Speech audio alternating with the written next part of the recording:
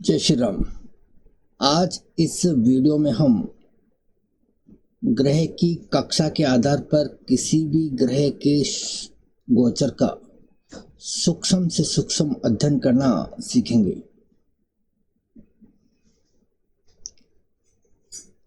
गोचर का सूक्ष्म अध्ययन करने के लिए हमारे अष्टक वर्ग की जो सीरीज चल रही है, उस सीरीज के बाकी वीडियोस अगर आपने अभी तक नहीं देखे हैं तो लिंक मैंने डिस्क्रिप्शन बॉक्स में दिया है। आप उन्हें देखकर इस अष्टक वर्ग के कॉन्सेप्ट को क्लियर कर सकते हैं। देखिए, सभी ग्रह अपना अपना मोमेंट जारी रखते हैं और इस मोमेंट के दौरान ग्रह एक राशि से दूसरी राशि के अंदर जाते रहते हैं और इस बदली हुई राशि का जन्मकालीन ग्रहों के ऊपर गहरा असर पड़ता है और इस ट्रांजिट के असर को जानने के लिए, समझने के लिए हमारे पास में एक सशक्त टूल है जिसको हम अष्टक वर्ग के नाम से जानते हैं। अष्टक वर्ग की सहायता से हम किसी भी ग्रह के गोचर को सूक्ष्म से सूक्ष्म दृष्टि से अध्ययन करके उसका विश्लेषण कर सकते हैं, वो भी सटीकता के साथ में। देखिए, जैसा कि हम सभी जानते हैं, ग्रह किसी न किसी राशि के अंदर जरूर होता है। आज किसी राशि में है, कुछ दिनों बाद वो किसी दूसरी राशि में होगा। इस प्रकार से जो है राशि परिवर्तन होता रहता है। कोई ग्रह किसी एक राशि में हो तो वो 0 डिग्री से शुरुआत करके 30 डिग्री तक का सफर तय करता है। इस दौरान अगर हम कहें कि इस 0 से 30 डिग्री तक के सफर के बीच में उसका परिणाम एक जैसा रहेगा तो फिर हम बहुत बड़ी भूल करेंगे, क्योंकि कोई भी ग्रह समान रूप से जो है परिणाम नहीं देता है। जैसे मान लीजिए कि हम शनि की ही बात कर लेते हैं। शनि का गोचर अपने आप में बहुत महत्वपूर्ण हो जाता है, क्योंकि जो शनि की साढ़े साती होती है वो इसी गोचर पे आधारित होती है। शनि जब चंद्रमा से 12वें घर में गोचर करता है तो साढ़े साती की शुरुआत होती है और हम सभी शनि के साढ़े साती से अच्छी तरह से वाकिफ हैं। इसका नाम ही अपने आप में काफ़ी है और साढ़े साती का नाम सुनकर भी लोग भयभीत हो जाते हैं कि ये 7.5 साल जो है किस प्रकार के होंगे। अब जैसे शनि चंद्र के 12वें घर के अंदर प्रवेश करता है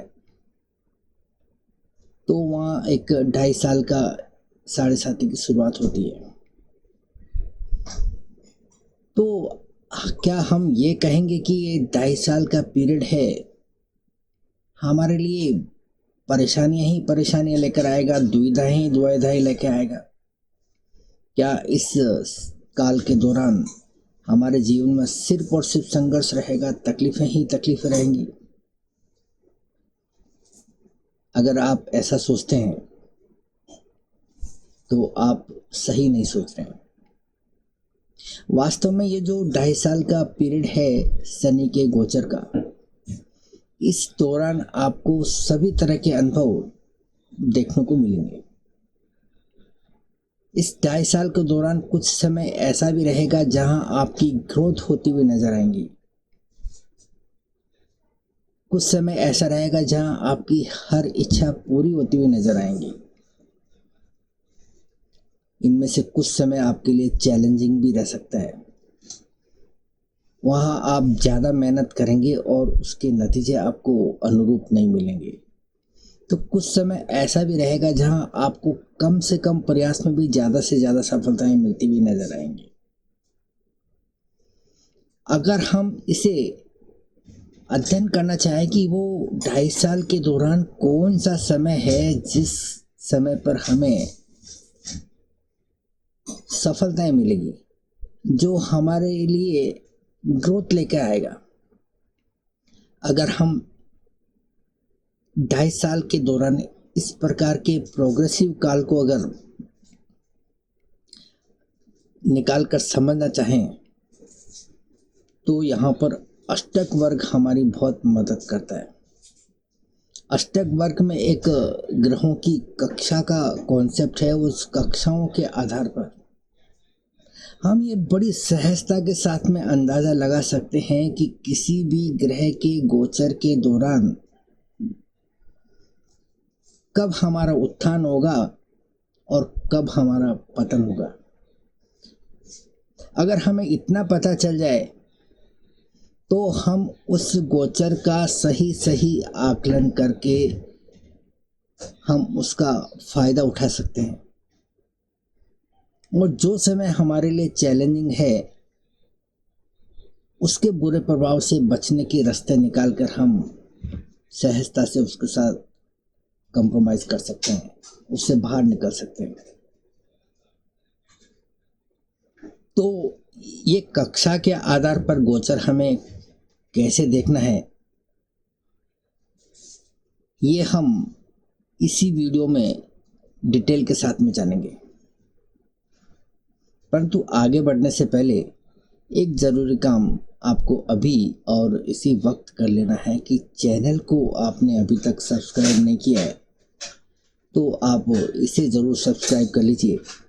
आपका सब्सक्राइब करना प्रेरणा देता है और साथ ही साथ अच्छा वीडियो बनाने के लिए मेहनत करने की प्रवृत्ति देता है। और अगर इस वीडियो से आपने अगर कुछ भी सीखा हो या ये वीडियो आपको अच्छा लगा हो तो इसे लाइक, कमेंट और शेयर करना मत भूलिए। और आप में से अगर कोई भी मुझसे पेड कंसल्टेंसी लेना चाहे तो आप नीचे दिए हुए नंबरों पर कॉल कर सकते हैं।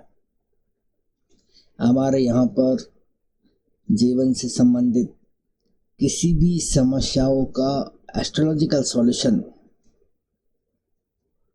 डिटेलिंग के साथ में किया जाता है और प्रामाणिकता के साथ में किया जाता है। हम सभी प्रकार की प्रॉब्लम्स को एस्ट्रोलॉजिकल अप्रोच के साथ में एड्रेस करते हैं।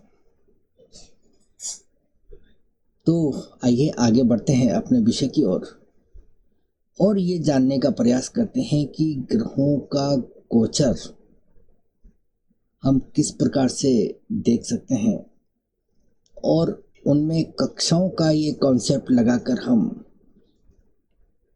एक ही राशि में किसी ग्रह की गोचर का सूक्ष्म से सूक्ष्म अध्ययन किस प्रकार से कर सकते हैं।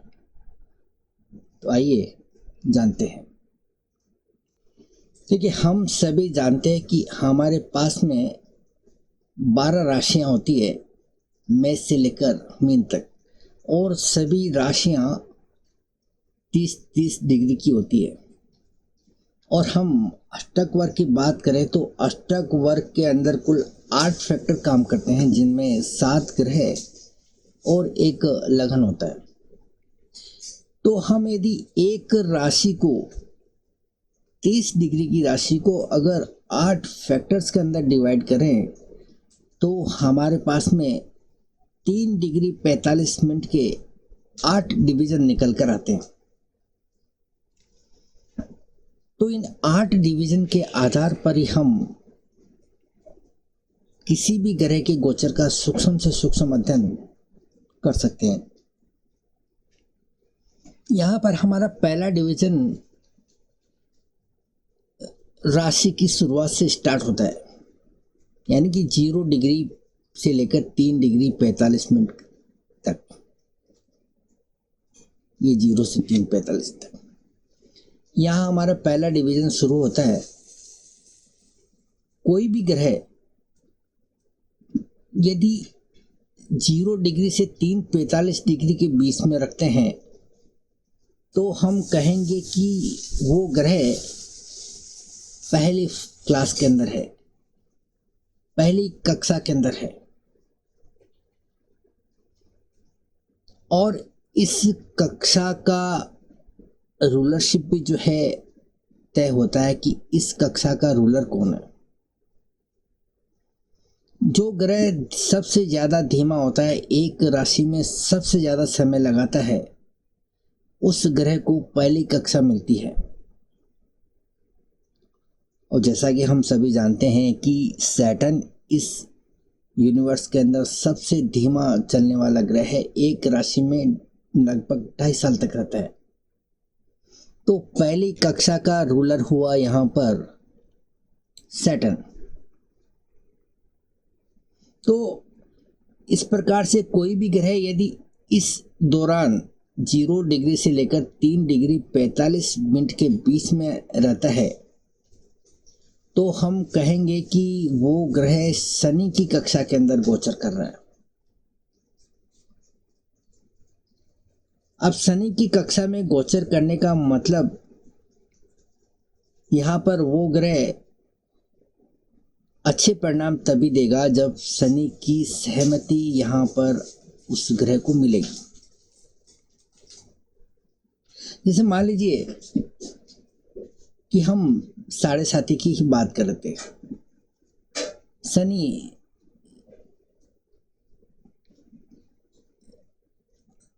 किसी राशि में गोचर कर रहा है और वहाँ 7.5 की शुरुआत हो रही है, तो वो सबसे पहले 0 डिग्री से स्टार्ट करेगा और तो 3 डिग्री 45 मिनट तक जब तक रहेगा, तो हम कहेंगे कि शनि अपनी ही कक्षा के अंदर गोचर कर रहा है। अब यहाँ शनि का गोचर शुभ है या फिर अशुभ, इस बात का निर्णय हम इस बात से करेंगे कि शनि ने वहाँ पर बिंदु दिया है या नहीं। यदि शनि ने उसको बिंदु दिया है तो हम ऐसा कह सकते हैं कि शनि को अपने इलाके में उस ग्रह के गोचर करने से कोई आपत्ति नहीं है। शनि के द्वारा सहमति प्रदान की गई है कि आप यदि हमारे इस इलाके में गोचर करते हैं तो हम आपका समर्थन करेंगे, आपका सहयोग करेंगे। आप हमारे इलाके में आए हो तो हम आपका वेलकम कर रहे हैं। तो ऐसी स्थिति में शनि जब अपनी कक्षा के अंदर गोचर करेगा तो हम कह सकते हैं कि यहाँ पर शनि को सहयोग का वातावरण मिलेगा और शनि के हमें अच्छे रिजल्ट इस दौरान देखने को मिलेंगे। कब मिलेंगे? जब शनि 0 डिग्री से लेकर 3 डिग्री 45 मिनट के बीच में रहेगा।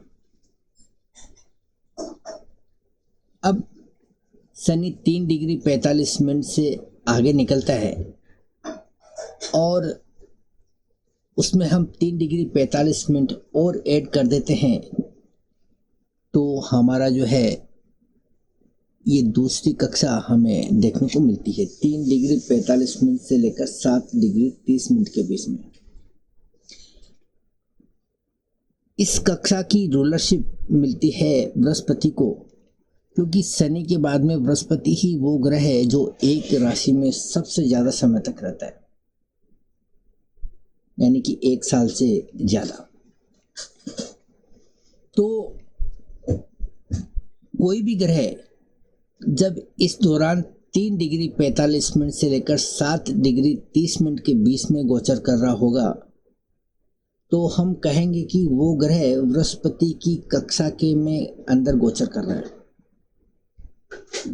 अब उस गोचर के परिणाम हमें अच्छे मिलेंगे या बुरे, इस बात को हम बृहस्पति के द्वारा दिए हुए बिंदु के आधार पर तय करेंगे। बृहस्पति ने यदि वहाँ पर बिंदु दिया है तो हम ऐसा कहेंगे कि इस जोन से गुजरने की परमिशन यहाँ बृहस्पति ने दी है, और इसका मतलब ये हुआ कि बृहस्पति का ये कहना है कि आप यदि हमारे जोन में से, हमारे इलाके में से यदि भ्रमण करते हो तो हम आपका पूरी तरह से सहयोग करेंगे, आपका समर्थन करेंगे। ऐसी स्थिति में जब कोई ग्रह इस डिग्री के अंदर गोचर करेगा तो वहाँ पर बृहस्पति का समर्थन देखने को मिलेगा, बृहस्पति का सहयोग देखने को मिलेगा। और हम कह सकते हैं कि इस दौरान उस ग्रह के गोचर के हमें अच्छे रिजल्ट देखने को मिलेंगे। हम बात कर रहे थे शनि के साढ़े साथी की। तो शनि की साढ़े साथी को हम बुरा मानते हैं, नेगेटिव मानते हैं, परंतु यही शनि जब 3 डिग्री 45 मिनट से 7 डिग्री 30 मिनट में के बीच यदि गोचर करता है और यहाँ यदि सेकंड क्लास में उसके जुपिटर के द्वारा बिंदु देखने को मिलता है, तो ये समय है आपको पॉजिटिव देखने को मिलेगा। साढ़े साथी के बावजूद इस दौरान आपको अच्छे परिणाम देखने को मिलेंगे। इस पीरियड के दौरान आपको सफलताएं मिल सकती है, आपकी ग्रोथ हो सकती है, आपके जीवन में कुछ अच्छे काम हो सकते हैं। इसके बाद में तीसरी कक्षा होती है 7.5 डिग्री से लेकर 11 डिग्री 15 मिनट तक। ये तीसरी कक्षा की रूलरशिप मिलती है मार्स को। अब तीसरी कक्षा का जो है रूलर मार्स है, तो यह मार्स डिसाइड करेगा कि आपको हमें किस प्रकार के परिणाम देने हैं। मार्स ने अगर बिंदु दिया है तो ये 7 डिग्री से 11 डिग्री 15 मिनट के बीच का गोचर ग्रोथ लेकर आएगा, सफलताएं मिलेगी। यहाँ ग्रह को काम करने में दुविधा नहीं होगी, परिणाम देने में दुविधाएं नहीं होंगी। परंतु यहाँ पर यदि मार्स ने बिंदु नहीं दिया है तो इसका मतलब ये हुआ कि जब यहाँ पर कोई ग्रह गोचर करेगा तो उस ग्रह को मार्स के द्वारा समर्थन नहीं मिलेगा, उसका सहयोग नहीं मिलेगा। इस दौरान हम अगर इसका अर्थ निकालना चाहें तो हम इस प्रकार से कहेंगे कि मंगल का ये कहना है कि आप हमारे इलाके में से भ्रमण कर रहे हो और हम आपका समर्थन नहीं करते हैं, हम आपके इस गोचर का विरोध करते हैं। तो इस प्रकार से जब किसी ग्रह की कक्षा के अंदर उस ग्रह को बिंदु नहीं मिलता है तो हमें वहाँ पर कुछ विरोध देखने को मिलता है। और विरोध का मतलब ये होता है कि आपके सामने काफ़ी चैलेंजेस देखने को मिलेंगे। आपको किसी भी चीज़ को प्राप्त करने के लिए मुसीबतों का सामना करना पड़ेगा, विपरीत परिस्थितियों से गुजरना पड़ेगा। तो आपके लिए कोई भी काम आसान रहने वाला नहीं है, ये मानकर चल सकते हैं। अब यहाँ पर 11 डिग्री 15 मिनट में और यदि 3 डिग्री 45 मिनट जोड़ लें तो यहाँ पर हमारी ये ग्रह की चौथी कक्षा देखने को मिलती है और इस कक्षा की रूलरशिप मिलती है सूर्य को।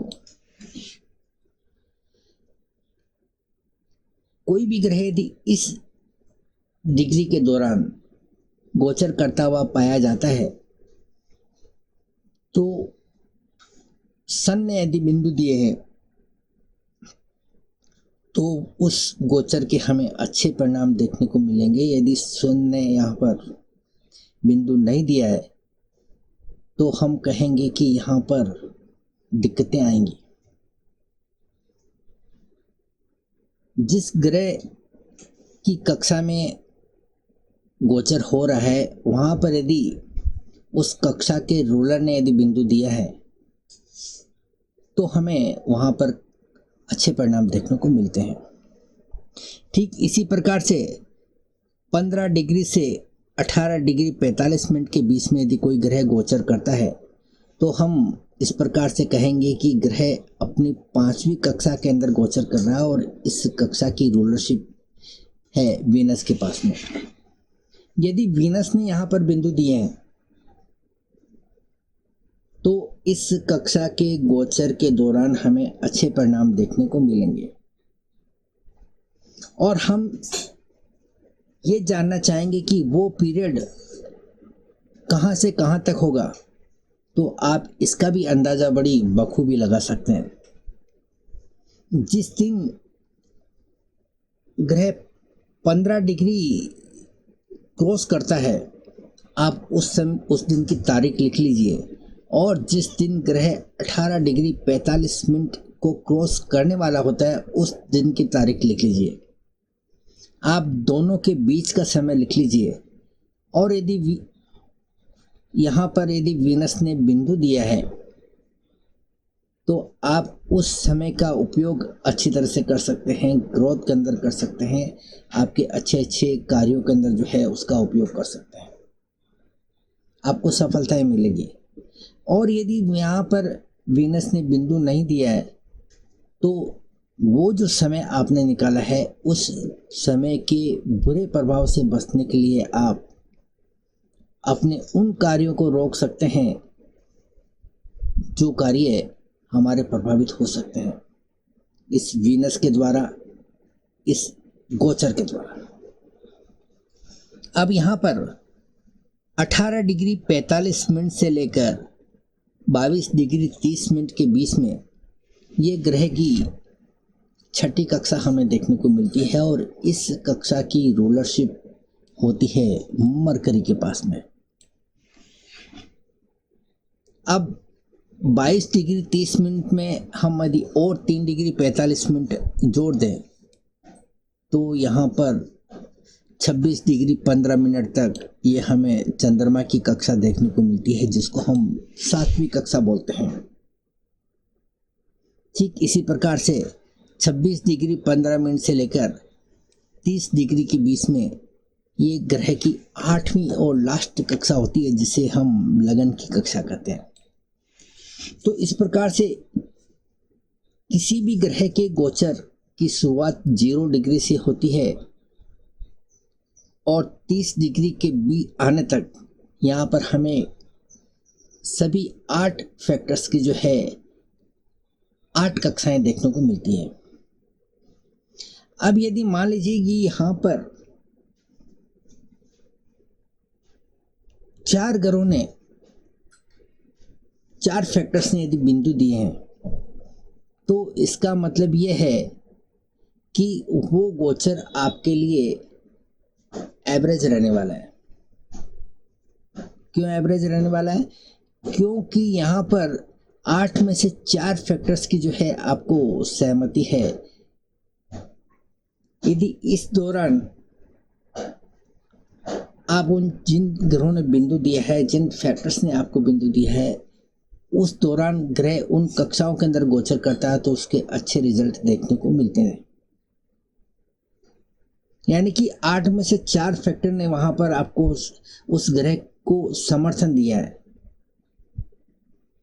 8 में से 4 फैक्टर वेलकम करने को तैयार है।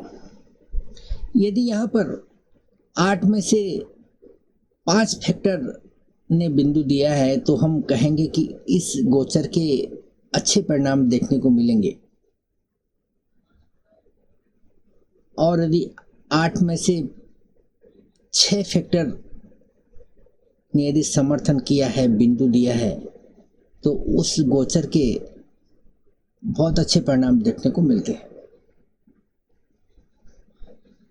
और यदि 7 या 8 में से 7 या 8 में से 8 ग्रहों ने बिंदु दिया है, तो हम इसे एक्सीलेंट कहेंगे कि इस गोचर के एक्सीलेंट परिणाम देखने को मिलेंगे। जैसा कि हमने जाना और समझा कि 4 बिंदु का मिलने का मतलब होता है कि एवरेज, साधारण कंडीशन, बॉर्डर लाइन। और यदि 4 से कम बिंदु मिलते हैं, तो उस गोचर को हम थोड़ा नेगेटिव कहेंगे। और यदि 4 से कम यानी 3 बिंदु मिलते हैं, तो हम उस गोचर को बहुत बुरा कहेंगे। और यदि 2 से भी कम बिंदु मिलते हैं, तो हम उस गोचर को दयनीय कहेंगे कि उस गोचर के हमें बहुत नेगेटिव परिणाम मिलेंगे। जैसे एक बिंदु मिला है, तो एक बिंदु मिलने का अर्थ यह है कि उस राशि के अंदर कोई ग्रह यदि गोचर करता है तो 8 में से सिर्फ एक फैक्टर ने आपका समर्थन किया है। इसका मतलब ये है कि 7 ग्रह ऐसे हैं, 7 फैक्टर ऐसे हैं जिन्होंने उस गोचर का विरोध किया है, उस गोचर का असमर्थन किया है कि आप हमारे इलाके से गुजरते हो तो हम आपका समर्थन नहीं करते हैं। आपका यहाँ से हमारे इलाके में आना, हमारे जोन में से आके गुजरना हमें पसंद नहीं है। तो ऐसी स्थिति में उस गोचर के नेगेटिव परिणाम ही हमें ज़्यादा देखने को मिलते हैं। तो इस प्रकार से हम ग्रहों की कक्षा के आधार पर किसी भी ग्रह के गोचर का सूक्ष्म से सूक्ष्म अध्ययन करके, विश्लेषण करके एक अच्छा इंटरप्रिटेशन कर सकते हैं। अब इस ग्रहों की कक्षा के आधार पर हमें कुंडलियों के ऊपर किस प्रकार से लगाना है, इसका प्रैक्टिकल करके हमें देखना है, वो हम अगले वीडियो में देखेंगे। उम्मीद करता हूँ कि ये वीडियो आपको अच्छा लगा होगा। अगर इस वीडियो से आपको कुछ भी सीखने को मिला हो तो आप इसे लाइक, कमेंट और शेयर करना मत भूलिए। मिलते हैं अगले वीडियो में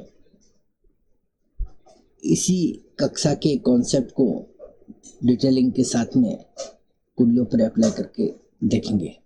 तब तक के लिए इजाज़त। Thank you.